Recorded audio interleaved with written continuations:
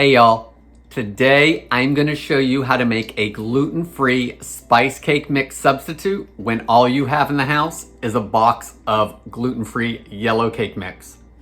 That's right, I've got an easy gluten-free cake mix hack that you're going to want to stick around for. I'm Jamie with SavorySaver. I share gluten-free recipes, tips, tricks, and resources to make your gluten-free lifestyle easier. So please hit that subscribe button and let's get started. So this is how easy it is to convert your yellow cake mix into a spice cake mix. Get your cake mix out of the box and into a bowl.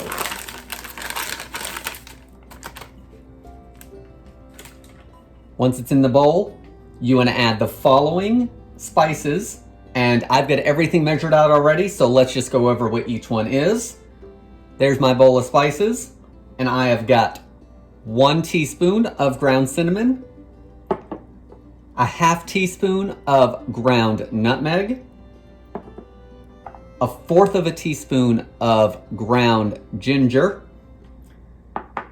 and then the last thing you want to add is a 1/4 of a teaspoon of either ground allspice or ground cloves. And my suggestions on these are, sometimes people don't like cloves because they're really strong.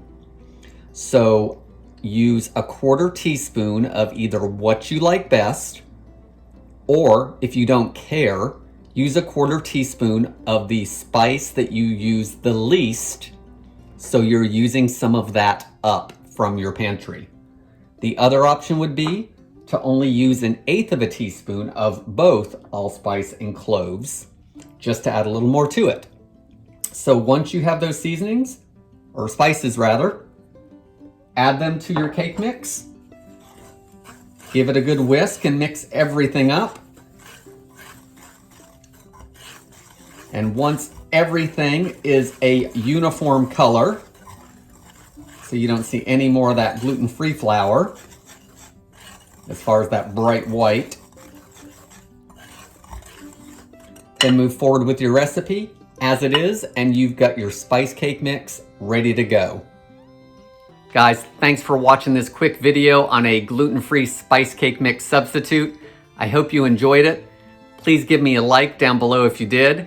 Consider subscribing, and I hope to see you on the next video. Thanks, guys.